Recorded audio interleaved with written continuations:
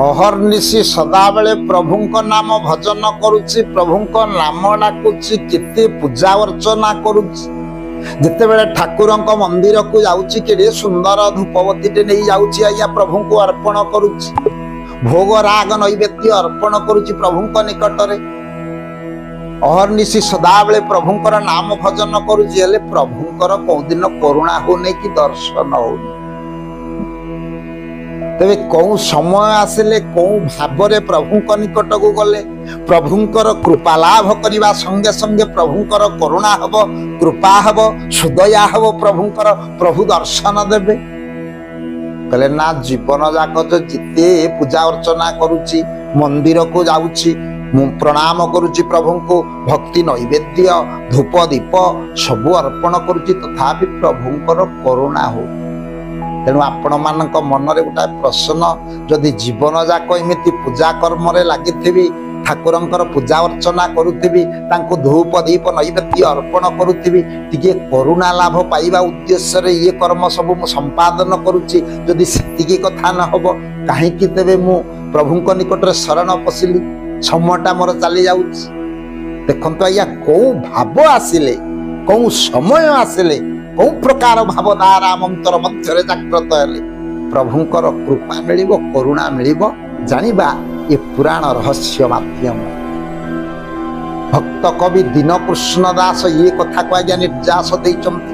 ଓଡ଼ିଶା ମାଟିରେ ଆଜ୍ଞା ତିନି ଜଣ ଭକ୍ତ କବି, ଜଣେ ହେଲେ ଭକ୍ତ କବି ଦୀନକୃଷ୍ଣ ଦାସ, ଜଣେ ହେଲେ ଭକ୍ତ କବି ଜୟଦେବ ଗୋସ୍ୱାମୀ, ଜଣେ ହେଲେ ଗୌଡ଼ୀୟ ବୈଷ୍ଣବ କବି ଅଭିମନ୍ୟୁ ସାମନ୍ତ ସିଂହାର।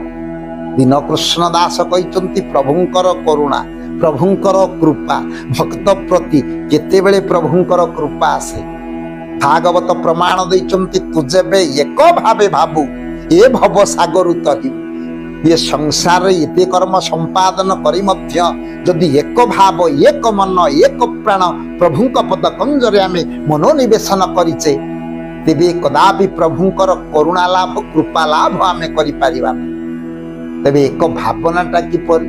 ଆପଣ କହିବେ, ଆମେ ତ ଇଏ ଜଞ୍ଜାଳମୟ ସଂସାରରେ ଯେତେ ପ୍ରକାର ଜଞ୍ଜାଳରେ ବୁଡ଼ି ରହିଛେ, ବିଷୟ ସମ୍ପତ୍ତି କଥା ବୁଝୁଛେ, କେମିତି ଭାବରେ ଆମେ ଇଏ କର୍ମ ସମ୍ପାଦନ କରିପାରିବା? ପ୍ରଭୁଙ୍କ ପ୍ରତି ଏକାଗ୍ରତା ଭାବ ଆସିବ କେମିତି?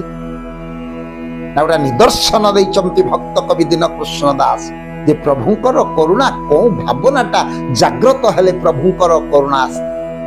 ଗୋଟା ରାଢିଆଣୀକୁ ଲକ୍ଷ୍ୟ କରି ଦୀନକୃଷ୍ଣ ଦାସ ପଦଟେ କଲମ କରିଛନ୍ତି। ଚୁଡ଼ା କୁଟିବାର ବେଳରେ ରାଢିଆଣୀକୁ ଦେଖ। ଚୁଡ଼ା କୁଟା ଚାଲିଛି, ଚୁଡ଼ା କୁଟିବା ସମୟରେ ରାଢିଆଣୀ ଜଣେ ଚୁଡ଼ା କୁଟିବା କାମରେ ଲିପ୍ତ ଅଛି। ସ୍ତନ ପାନ କରାଉଅଛି, କୂଳେ ଧରି ବାଳକ। ଇଏ ରାଢିଆଣୀର ଆଜ୍ଞା ଛୋଟିଆ ପିଲାଟେ, କ୍ଷୀରଖିଆ ଶିଶୁ। ଚୁଡ଼ା କୁଟିବା ସମୟରେ ପିଲାଟା କାନ୍ଦିଲା, ତେଣୁ ରାଢିଆଣୀ କଣ କରିଛନ୍ତି ଆଜ୍ଞା, ପିଲାଟିକୁ ଆଣି ସ୍ତନ୍ୟପାନ କରେଇ ଦଉଛନ୍ତି। ସେହି ସମୟରେ ଗ୍ରାମରୁ ଜଣେ ଲୋକ ପହଞ୍ଚିଲା, ଆଜ୍ଞା କେଜିଏ ଚୁଡ଼ା ଦିଅନ୍ତୁ। ଚୁଡ଼ା କେଜିଏ ନେଲେ ନନା ବସିଛନ୍ତି, ପୂଜା ହବ, ପୂଜା ଅର୍ଚ୍ଚନା ହବ। ତେଣୁ ଆଜ୍ଞା କ୍ଷୀର ପିଉଛି, ପିଲାଟି କ୍ଷୀର ପିଉଛି। ଇଏ ତ ଦୁଗ୍ଧପୋଷ୍ୟ ଶିଶୁ। ଚୁଡ଼ା କୁଟା ଚାଲିଛି, ଚୁଡ଼ାକୁ ପାଛୋଡ଼ି ସେତେବେଳେ ଗ୍ରାହକକୁ ଦିଅଇ। ଏହି ସମୟରେ ଚୁଡ଼ାକୁ ପାଛୋଡ଼ି ଦେଇ ଆଜ୍ଞା କେଜିଏ ଚୁଡ଼ା ଗ୍ରାହକ ବା ଗରାଖକୁ ଦେଇଦେଲେ। ଖାଲି ଏତିକି ନୁହେଁ, ଧାନ ଖରଡ଼ାକୁ ତାହାର ବେକେ ଧ୍ୟାନ ଯେ ଥାଇ। ଧାନ ଖରଡ଼ା ଚାଲିଛି, ପାଗ ପୁଡ଼ିଗଲେ ଚୁଡ଼ା ହବନି, ଚୁଡ଼ାଟା ପୁଡ଼ିଯିବ। ପ୍ରକୃତ ପାଗ ଧାନ ଖରଡ଼ାଟା ଠିକ ହେଲେ ଉତ୍ତମ ଚୁଡ଼ା ହବ। ଏବେ ତ ସବୁ ମେସିନରେ ଚୁଡ଼ା ହଉଛି, ସେତେବେଳେ ସେ କଥା ନଥିଲା। ଯେତେବେଳେ କବି ଦୀନକୃଷ୍ଣ ଦାସ ୟାକୁ ନିଦର୍ଶନ କଲେ, ସେତେବେଳେ ଆଜ୍ଞା ଢିଙ୍କିରେ ସବୁ, ଢିଙ୍କି ଘର ଘର ସବୁ ଢିଙ୍କି ଥାଏ, ଚୁଡ଼ା କୁଟା ଢିଙ୍କି ସବୁ ଥାଏ, ସେ ଢିଙ୍କିରେ ଆଜ୍ଞା ଚୁଡ଼ା କୁଟା ଯାଉଥାଏ। ତେଣୁ ଏତିକି ବେଳେ ଧାନ ଖରଡ଼ାକୁ ତାହାର ବେଗେ ଧ୍ୟାନ ଯେ ଥାଇ, ଧାନ ଖରଡ଼ା ଚାଲିଥିଲା, ସେ ଧାନ ଖରଡ଼ାକୁ ମଧ୍ୟ ତାଙ୍କର ଲକ୍ଷ୍ୟ ଅଛି, ନହେଲେ ପାଗ ପୁଡ଼ିଯିବ। ଏତେ କର୍ମ ସମ୍ପାଦନ କରି ଯେମିତି ଆଜ୍ଞା ଢିଙ୍କିକାକୁ ଆଜ୍ଞା ସବୁ ଚୁଡ଼ାଟା କୁଟା ଚାଲିଛି, ଚୁଡ଼ାକୁ ରାଢିଆଣୀ କଣ କରୁଛନ୍ତି, ଶଙ୍କଉଛନ୍ତି। ବାରମ୍ବାର ଓଲଟେଇ ନଦେଲେ ଚୁଡ଼ାଟା ଠିକ ହବନି। ସେମିତି ଆଜ୍ଞା ଦୀନକୃଷ୍ଣ ଦାସ କହିଲେ, ତମେ କଣ ଏ ରାଢିଆଣୀ ଠାରୁ ତମେ ଆହୁରି ଜଞ୍ଜାଳରେ ଅଛ? ଯେତେ କର୍ମ ତମେ କରୁଛ ସଂସାରରେ, କିଏ ବିଷୟ ସମ୍ପତ୍ତିରେ ବୁଡ଼ିଛି, କିଏ ଚାଷବାସ କର୍ମରେ ଲିପ୍ତ ଅଛି, କିଏ ବେପାର ବାଣିଜ୍ୟରେ ଲିପ୍ତ ଅଛି, ଯିଏ ଯାର ଚାକିରି କ୍ଷେତ୍ରରେ ଲିପ୍ତ ଅଛି, जेते कर्म कर संसार ये हूँ सबू जीवन निर्वाह सांसारिक कर्म आपण संपादन कर जेते कर्म कर संसार रख श्रीहरि ध्यान से करसे कर काम मुक्से बोल राम अर्थात जिते कर्म आपण संपादन करुचन तुड़ी जसने पंके थाई ता देहे पंक न लागई तुड़ी माछटा या पंक मध्यरे थाए किंतु आपण जिते तुड़ी टी आज्ञा धरिबे माछटी को जिते धरी नेबे ता देहरे देखिबे टिके आज्ञा पंक लागे नाही अर्थात तुड़ी जसने पंके थाई ता देहे पंक न लागई ता देहरे टिके पंक नाही जिमती आपण ये विषय संपत्ति भितर जिते बुड़ी रहंतु ना काई जिते कर्म कर संसारे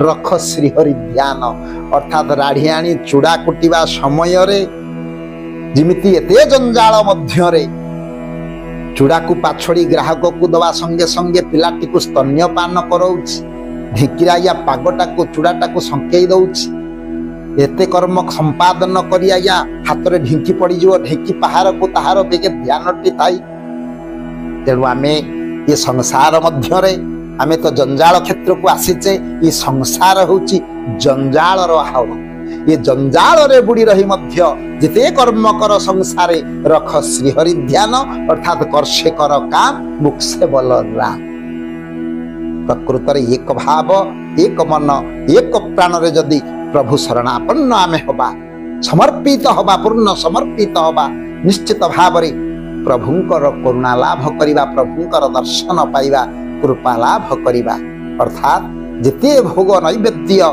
धूप दीप अर्पण कले कौन हम जदि मनर एकाग्रता ये मन को जदि प्रभु पद कंजरे आमे लगे न पारिचे तथापि प्रभुंकर करुणा केबे पाई परिबा स्वल्प समय कथा वस्तु केमिति भाव रे आमे प्रभुंकर निकटतर हबा ना से संसार जंजाल को हमको छाड़वा को पड़िबो धनम च गृहे आमे धन संपत्ति ऐश्वर्य पछरे गोड़ौछि ये धन आया आम संगरे केबे जीवन ये संसार क्षेत्र लीला समापन करी ये संसार क्षेत्र आमे जेतेबेले तरी जिबा धन आम संगरे केबे जीवना धनम च गृहे पशु पक्षी गोष्ठी जो गो संपद पालन करिचे पक्षी पालन करिचे ये सब आया यथास्थान रे जायागढ़ द्वारे ये माया बंधन रे जो आमे आबद्ध होइचे जायागढ़ द्वार निकट रे थिबे मित्र बांधव सुहृद चिताग्नि ससाया जीव परम धर्मे सहाय केवल ये संसार समस्त आसक्ति को त्याग करी एकाग्रता भाव रे जदि प्रभुंकर निकटतर आमे होबा निश्चित भाव रे प्रभुंकर करुणा लाभ करी तेणु तू जेबे एक भावे भाबू ए भव सागर तरिबू स्वल्प समय कथा वस्तु माध्यम हला केमिति भाव रे प्रभुंकर निकटतर आमे होबा प्रभुंकर करुणा लाभ करिबा स्वल्प समय कथा वस्तु को मैं विश्राम दउछि परवर्ती अध्याय रे आ गोटे सुंदर कथा वस्तु नहीं आपण मानक आगे मु उपस्थापन करी से सर्वे भवन्तु सुखिनो सर्वे सन्तु निरामया सर्वे भद्राणि पश्यन्तु